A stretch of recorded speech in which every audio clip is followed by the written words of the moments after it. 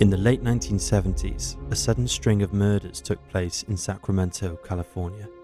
These gruesome crimes started with a drive-by shooting, but soon escalated to mutilation, necrophilia, and cannibalism.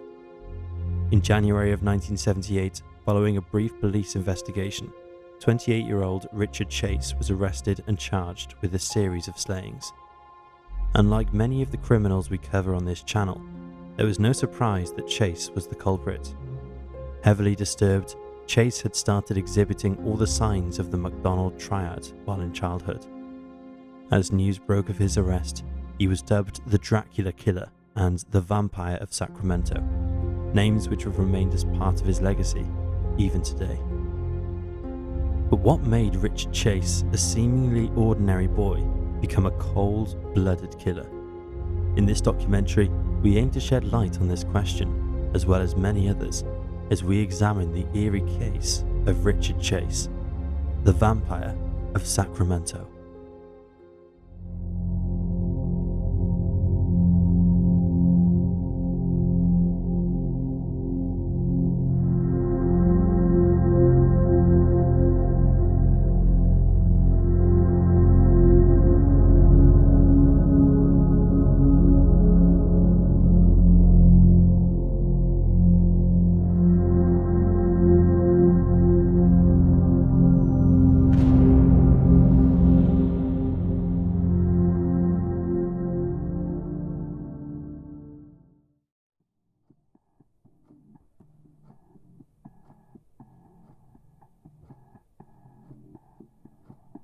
Born on May 23, 1950 in Santa Clara County, California, Richard Trenton Chase was the oldest of two children.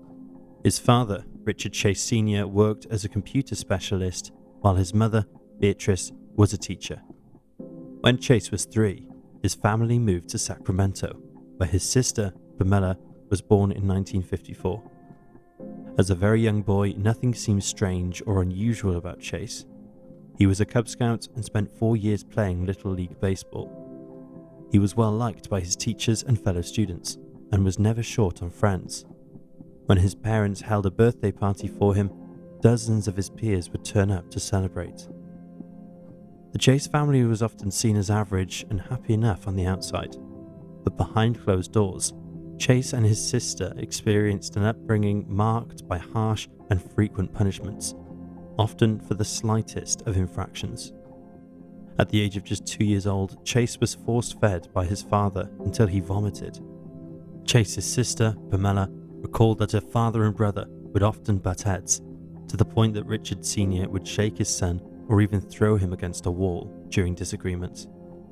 Chase and his father, of all the family members, had a particularly contentious relationship, with Richard Sr. reportedly being emotionally abusive and disciplining his son whenever he was seen to have made a mistake or ruined things. It was considered to be the typically 1950 dysfunctional family, which means that there was a lot of arguing, there was some physical abuse, but not to the extent that it was out of the norm of the culture at that time. As children at that time were very frequently beaten, and it was just considered that's how you discipline your child. As well as being brutal disciplinarians, the Chase family had other problems. Despite just getting married before Chase was born, Beatrice and Richard Sr.'s union struggled all throughout the early years of their children's lives. While this was in large part thanks to financial difficulties and Richard Sr.'s alcoholism, Beatrice was also known to have blazing rows with her husband, in which she accused him of using dope and attempting to poison her. Later on, she would also begin alleging that he was engaging in affairs with the neighbors. In one particular instance, the family were on a camping trip in Oregon when Beatrice accused Richard Sr. of having an affair with a woman who was hiding from the family in the bushes. This, naturally, is said to have ruined the entire trip. Just beyond the age of 5, Chase had started exhibiting all the behaviors linked to the McDonald's triad. Something known as the triad of sociopathy. The McDonald triad is described as a set of 3 factors which, if at least 2 are present, are believed to be linked with violent tendencies, especially in connection with serial crimes. The notion was first proposed in 1963 by psychiatrist J.M. MacDonald, while further studies carried out by a range of psychiatrists and FBI agents added further evidence to the idea. The triad connects cruelty to animals, obsession with fire setting, and persistent bedwetting past the age of 5 to violent tendencies, including homicidal and sexually predatory behavior. Though there have been many studies to support the idea of the MacDonald triad, there have been other studies which have found little to no evidence of a link between the triad and violent behaviors. There is still much debate around it today. Regardless as to what the truth of the MacDonald triad is, it remains that Chase was exhibiting behaviors often linked with violent behavior. By the age of 10, he had become fascinated with animal corpses and often spent his time torturing and killing local cats. Some reports state that he was interested in the blood and internal organs of animals and the way their bodies worked in a way that seemed clinical. Though Chase started off harassing and abusing the neighborhood cats alone, he soon began to do the same to any creature he could get his hands on, including birds, rabbits, and dogs. He reportedly killed so many of the local felines that even neighbors became concerned by how many were missing. His mother, Beatrice, reportedly once found the body of a cat decaying in one of her flower beds. 3 years later, Chase's parents plunged into huge financial difficulties that caused them to lose their Sacramento house. Around this same time, aged 13, he became obsessed with the idea that he was a member of the James Younger Gang, a 19th century gang of outlaws most notable for having famed bank and train robber Jesse James as its leader.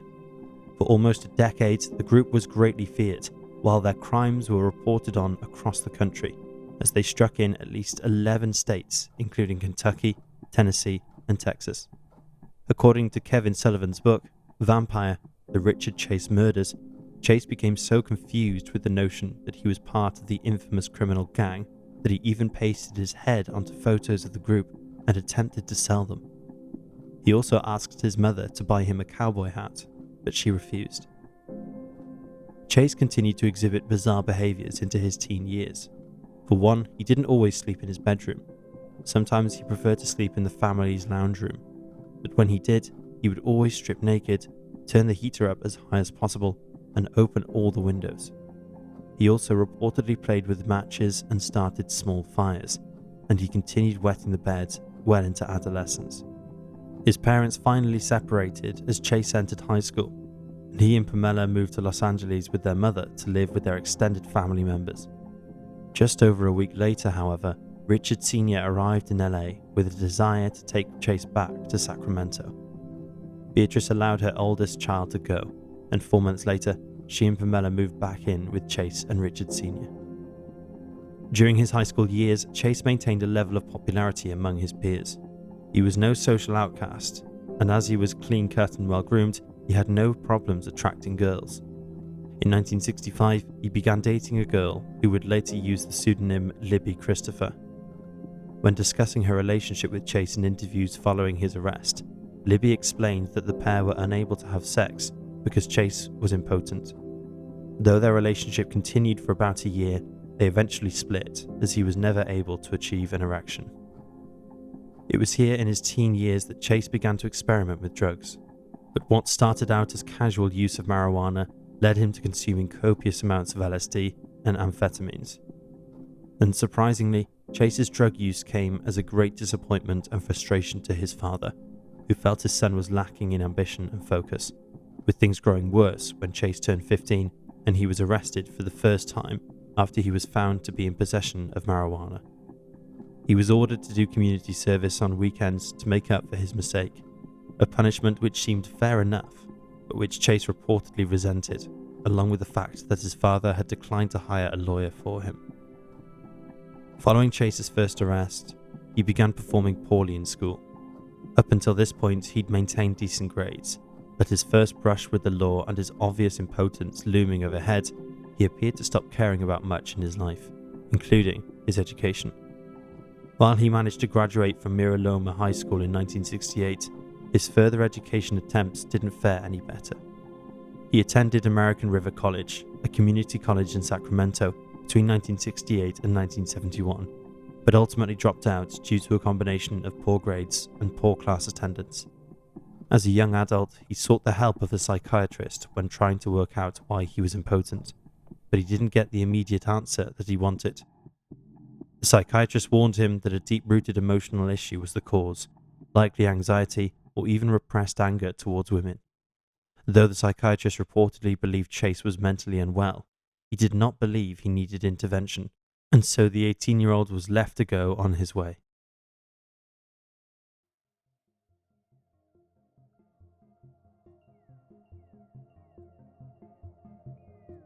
By the time he reached the age of 20, Chase's days of popularity, parties, and girls were long gone. He grew out his hair and barely bathed, giving him a more disheveled appearance. No more was the Chase who was clean-cut and drug-free and achieving good grades. Clearly, the young man was in the depths of something that he was struggling to find his way out of. He stopped socializing as much, continued to take drugs, and picked up part-time jobs here and there. He also developed hypochondria, described as a condition in which one worries excessively about having serious illness. Hypochondriacs often become alarmed at any sight or symptom, no matter how insignificant it may be, and start believing they have a serious illness. Chase regularly talked about his heart, which he said would sometimes stop beating, and complained that someone had stolen his pulmonary artery. Furthermore, he was reported to hold oranges to his forehead, believing that vitamin C would be absorbed into his brain. He once shaved his head so that he could watch what he claimed was his cranial bones becoming separated and moving around. In 1971, two former classmates, Sid Evans DeMarchi and Rachel Statham, invited him to become their third roommate.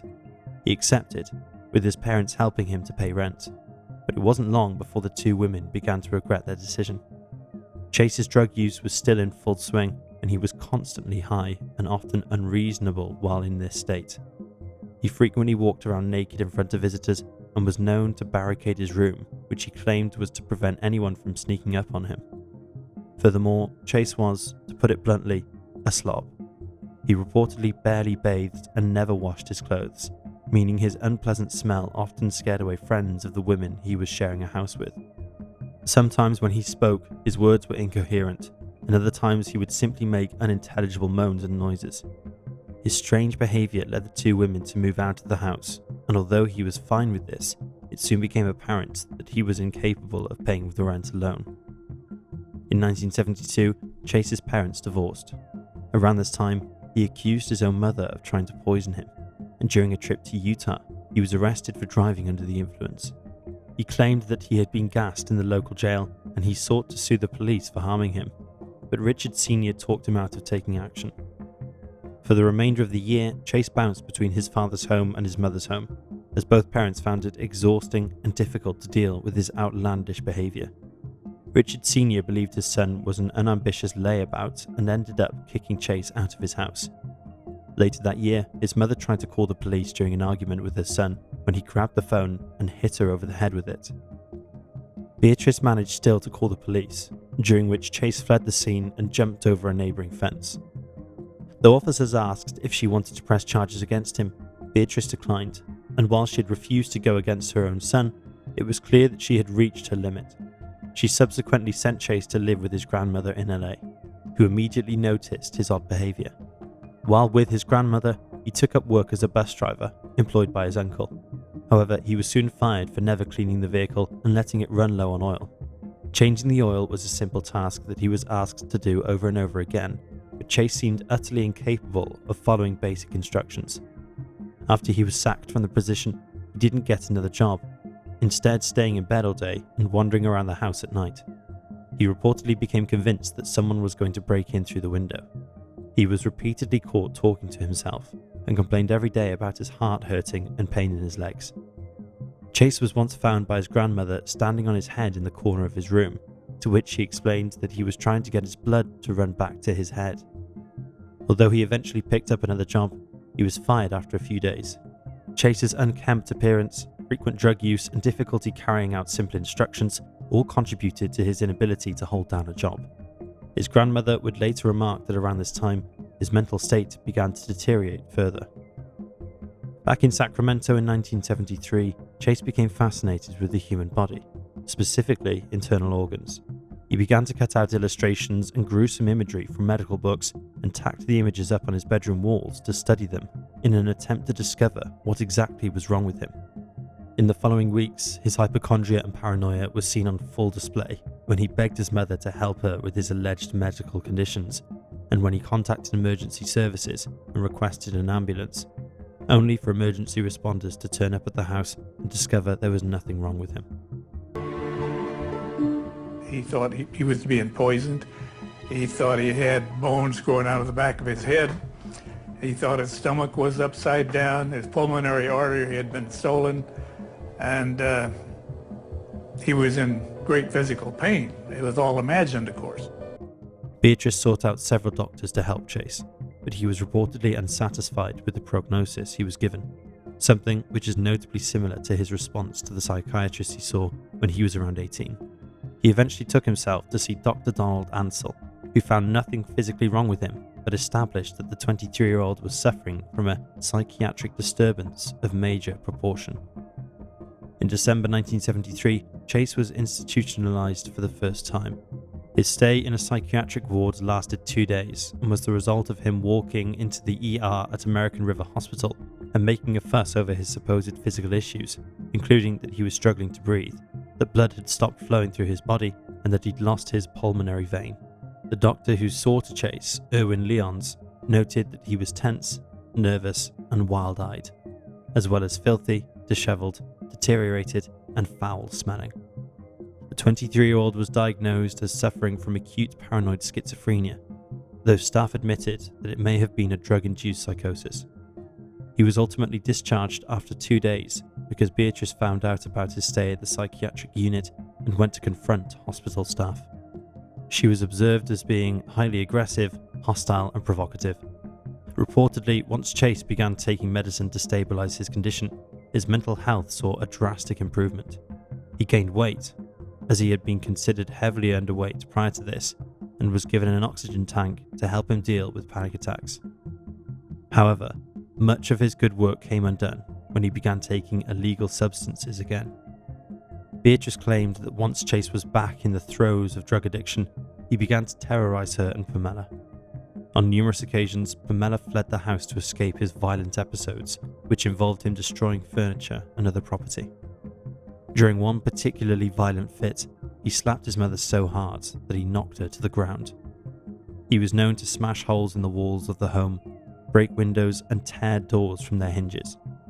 Furthermore, he started talking to himself again and began accusing his mother once more of not just trying to poison him, but also trying to control his mind. Perhaps the worst symptom to return was Chase's abuse of animals. He'd cut the paws off the family dog with a pocket knife and once held it by the snout so tight that the canine struggled to eat properly for weeks afterwards.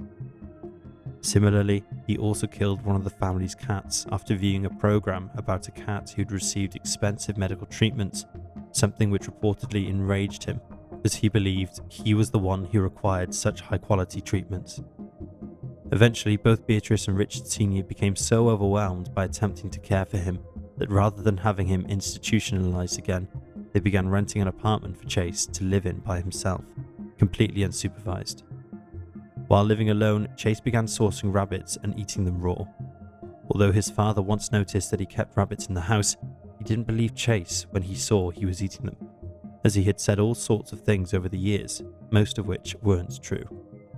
In 1976, he was committed to a psychiatric ward yet again, but this time it was because he'd injected rabbit blood into his own system and had suffered from blood poisoning.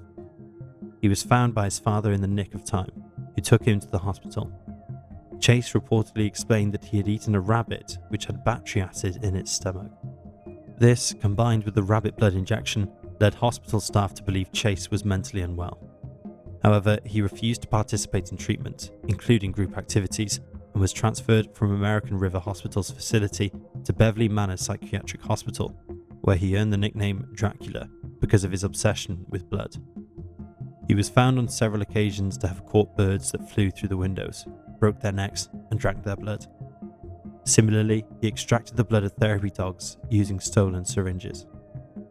Chase was released later that year into his mother's care. However, the staff at the hospital did not agree that this was the best course of action. Reportedly, a single doctor had made the decision. One staff member would later state after the murders he needed extensive care. He was not receiving as much care as he should have gotten. Richard Chase now was doing things with small animals and birds, killing them, drinking their blood. He needed extensive care. He was not receiving as much care as he should have gotten. The hospital staff's worst fears would soon begin to be realised when Beatrice, without the advice of a doctor, started weaning her son off his medication, claiming it made him like a zombie. She subsequently set him up in another apartment, and as he had done when it came to animal cruelty, Chase escalated his eating habits, going from eating rabbits to dogs. He bought puppies only to kill them in his apartment and subsequently cut open their stomachs, drinking their blood and eating their insides. Neighbours reported seeing him wandering aimlessly around the apartment building, never acknowledging anyone, and that he was sometimes seen with animals even though pets weren't allowed. He eventually barred anyone, including his family, from entering his apartment, speaking to his mother by opening the door just a crack. In 1977, Chase was arrested in the area of Pyramid Lake, Nevada. He was undressed with blood smeared on his body. He's totally naked, blood smeared over his body. So they were just certain he'd killed somebody, so they arrested him. A bucket containing a liver was found in his truck. The officers who'd stopped him initially believed that he'd murdered somebody, but the blood and liver were soon found to belong to a cow. He claimed that the blood was seeping out of his body, and when asked where the dog was, as he had been seen with one earlier that day, he said he didn't know what had become of it. No charges were filed against Chase at this time.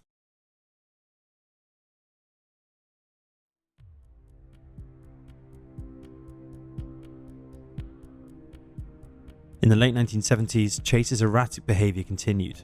He maintained a diet of dog meat and obtained a .22 caliber pistol by lying about his history of mental issues. This allowed him to shoot animals in the head and collect the resulting blood from their wound.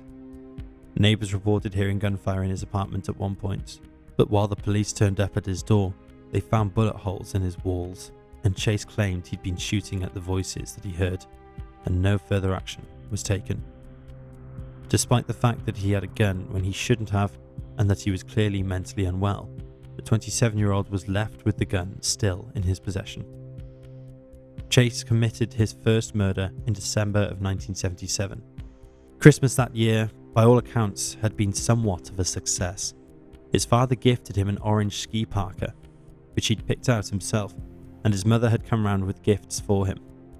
Though Chase seemed pleased by his presence, the thing he wanted most was to spend time with his family.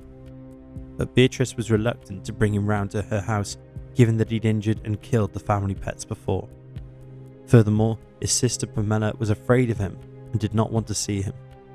Though Chase repeatedly phoned his mother and begged to be allowed round, Beatrice put her foot down time and time again. He would later state that his rejection by his family is what led him to commit his first human killing. Chase did not spend time choosing a target. Instead, on December 29th, he drove around aimlessly until he arrived on Robertson Avenue in Sacramento's east side. While here, he spotted a family unpacking groceries from their car. While the wife went into the house, the husband, 51-year-old Ambrose Griffin, remained outside. A moment later, Chase fired through his open window at Ambrose, who collapsed to the ground. Chase subsequently sped off. Ambrose's wife initially believed that he was suffering from a heart attack, but it was soon found out that he had been shot when paramedics arrived on the scene. Ambrose was declared dead shortly afterwards. The Sacramento County Sheriff's Department were totally baffled by the case, as it seemed like a random drive-by shooting. Ambrose was a father of two and an engineer who worked for the Federal Bureau of Land Management. He had no known enemies and was a pretty regular person. Ambrose's sons reported seeing a man in the area with a rifle who seemed shady, but when investigators examined this lead, they found that the man's gun did not match that which killed their father. Ambrose's case quickly grew cold. Leads were far and few between for days on end, and it wasn't until a 12-year-old came forward to state that he'd spotted a brown Pontiac Trans Am driving by while he was out on his bike a few blocks from the crime scene, but the investigation saw some movement. The boy claimed that he was so totally transfixed by the car, as it was one of his favourite model of vehicles, that he didn't notice when the driver pulled out a gun and shot at him. The bullet missed, hitting the glass window of the store behind him instead, shattering it to pieces. Though the boy could only vaguely describe the driver, brown-haired, male, early 20s, this lead was the best that investigators had. In the days following the murder of Ambrose Griffin, Chase went about his business as usual. He reportedly set fire to a stack of newspapers in order to drive away neighbours whom he believed were spying on him, and he reconnected with his mother, who arranged for him to go on a hiking trip with his father later that month. He also broke into an empty house on Watt Avenue and set fire to the curtains before fleeing the scene. While about 2 weeks later after Ambrose's death, he tried to break into a woman's home, but her doors were locked. He would later explain to police that locked doors meant he was not welcome, while unlocked doors were an invitation to step inside. In a similar incident around this time, he also broke into a family home, urinating and defecating on the bed of their infant child before the family returned home and chased him out. On January the 23rd, 1978, Chase visited a home on Tioga Way and tried the door to find that it was unlocked. The lone occupant of the house was 22-year-old Teresa Wallin, who had been right in the middle of taking out the kitchen trash when she encountered Chase in her front doorway. Teresa put down the bag and held up her hands, but it was no use. Chase pulled the trigger. The first bullet caught her in the hand, while the second hit her cheek and broke her jaw. The third hit her head. Once Teresa was dead, Chase dragged her into one of the bedrooms in the house, where he sexually abused her corpse and stabbed her in the stomach with a butcher's knife that he lifted from the kitchen. Her kidneys were severed and moved around by Chase, while some of her organs, including her spleen, were removed completely. He subsequently collected Teresa's blood in a yogurt cup and drank from it. Finally, he left. Teresa's husband David was a truck driver who was at work when Chase broke into the house. He came home to find the horrific scene before immediately fleeing in shock and terror. Teresa had been 3 months pregnant at the time of her death, and remnants of the unborn fetus were found by investigators. Detectives who worked the case said it was one of the worst crime scenes they'd ever encountered. Chase would later tell authorities that after the murder, he went home and watched TV. Though he hadn't cleaned up the crime scene, he'd worn gloves during the murder and left surprisingly little evidence behind, making the investigation that much more difficult. Chase struck again 5 days later on January the 27th when he entered the home of the Meroth family. First he encountered Dan Meredith, a family friend, whom he shot twice in the head. He then shot 39-year-old Evelyn Meroth, her 6-year-old son Jason, and her 22-month-old nephew David Ferreira. When all four were dead, he mutilated Evelyn's body with a knife from the kitchen, sexually abusing the corpse before engaging in cannibalism. He cut out many of Evelyn's organs, attempted to cut out one of her eyes, and sodomized her so horrifically with a knife he punctured her uterus. David Ferreira was also sodomized and the back of his skull was cut open. Chase was interrupted during this massacre by a 6-year-old who had a playdate scheduled with Jason Meroth. Reportedly, the presence of someone at the door spooked him, and so he scooped up David's body and fled back to his apartment in Dan Meredith's car. Back home, he decapitated David before consuming parts of the baby's brain, later claiming he'd done this because he was hungry. Chase would also later tell investigators that he'd experienced a blackout while fleeing, and that he'd only been semi-conscious while carrying out the murders.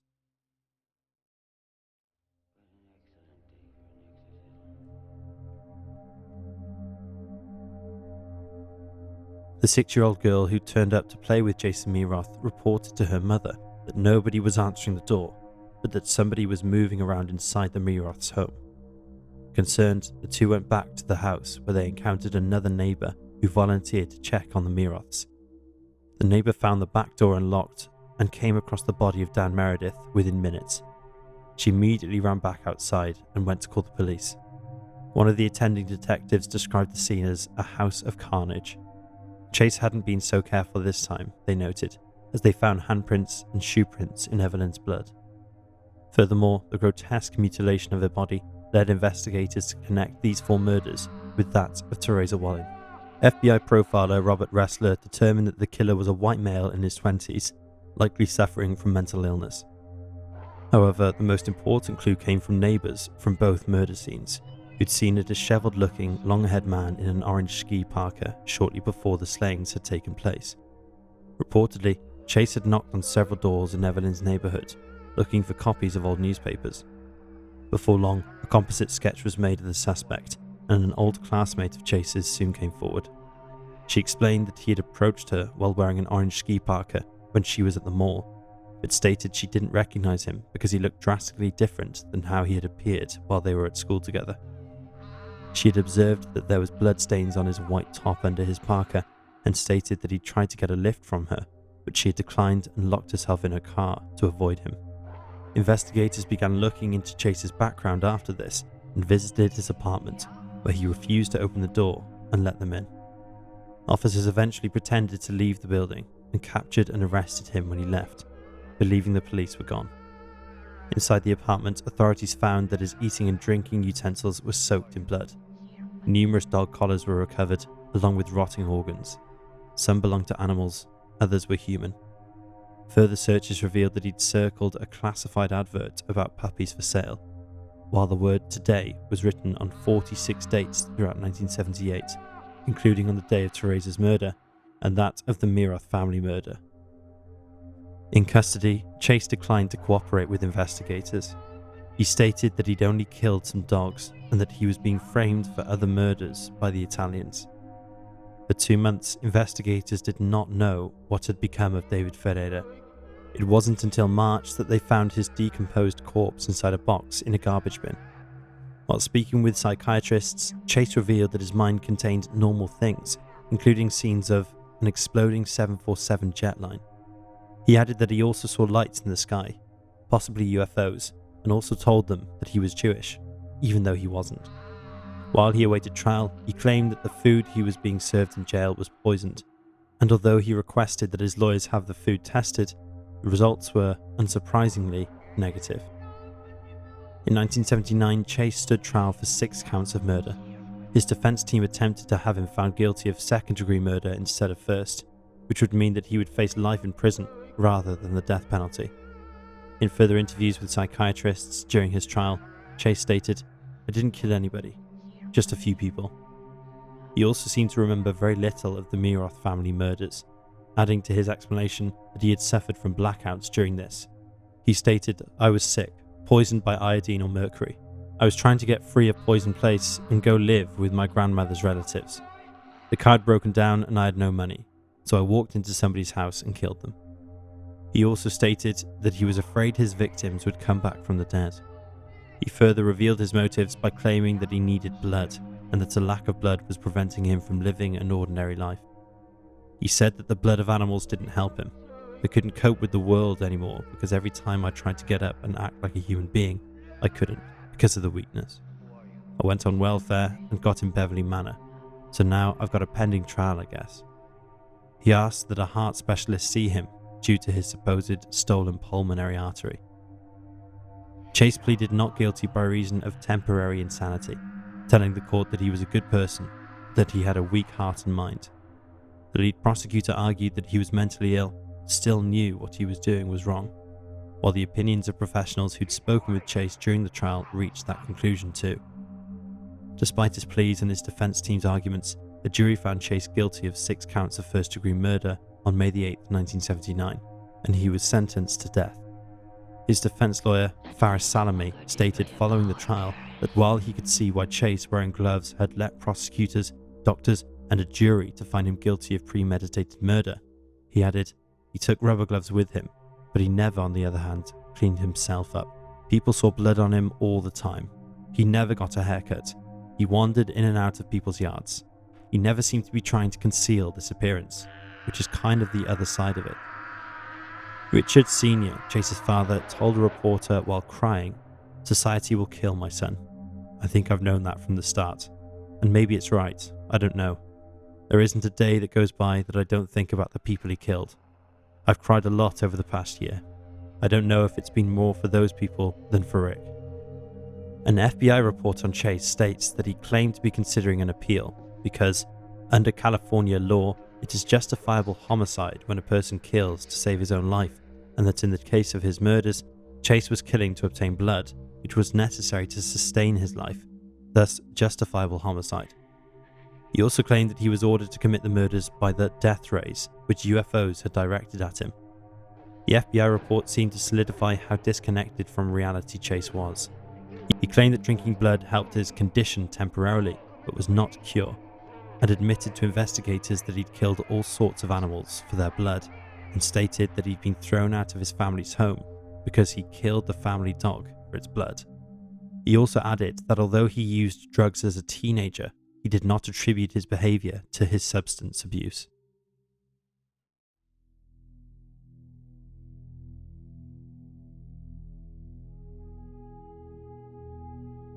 Following his conviction, Chase was sent to San Quentin prison, where he was feared by other inmates who'd heard of his crimes before his arrival. Reportedly, many of the other inmates attempted to cajole him into taking his own life. For a brief time, he was transferred to a mental health facility in Vacaville, but he was subsequently moved back to San Quentin in April of 1980, about 4 months later. Chase requested to be moved back to a prison on the East Coast, closer to the government and further from the UFOs he claimed were harassing him, but his request was not granted. In papers he'd written by himself, he claimed that he was not to blame for the murders, that they were the result of UFOs, the CIA, mafia, and airline disasters. He also stated again that he believed his mother had been poisoning him since birth. Richard Chase was found dead at 11:05 a.m. on December the 26th, 1980, of an apparent suicide. He was lying on his stomach in his prison cell, and an autopsy revealed that he died from an overdose of Cinequan, a prescription drug he'd been given to treat depression and hallucinations. It appeared that Chase had been secretly hoarding the pills in his cell because he took 36 times the prescribed dose. Chase is a clear example of a killer who was hopelessly detached from the real world. It seems entirely possible that had somebody intervened much sooner, then he may have received the help that he needed to live a somewhat normal life. However, the constant dismissal by his parents, who often swept his behavior under the rug, contributed to him not getting what he needed. At the same time, he is easily one of the most disturbing killers we've covered on this channel, as his crime scenes were often gruesome, vicious, and callous. He seemed to have no empathy for his victims at any point, more often than not preoccupied with his own wants and needs rather than the effects his actions had on others. His defense lawyer, Faris Salami, reflected on the case over 30 years later in 2010. He labelled Chase as the most deranged person he'd ever encountered and added that his case was purely one of mental disease. Chase's case is still studied today as a prime example of disorganized killings.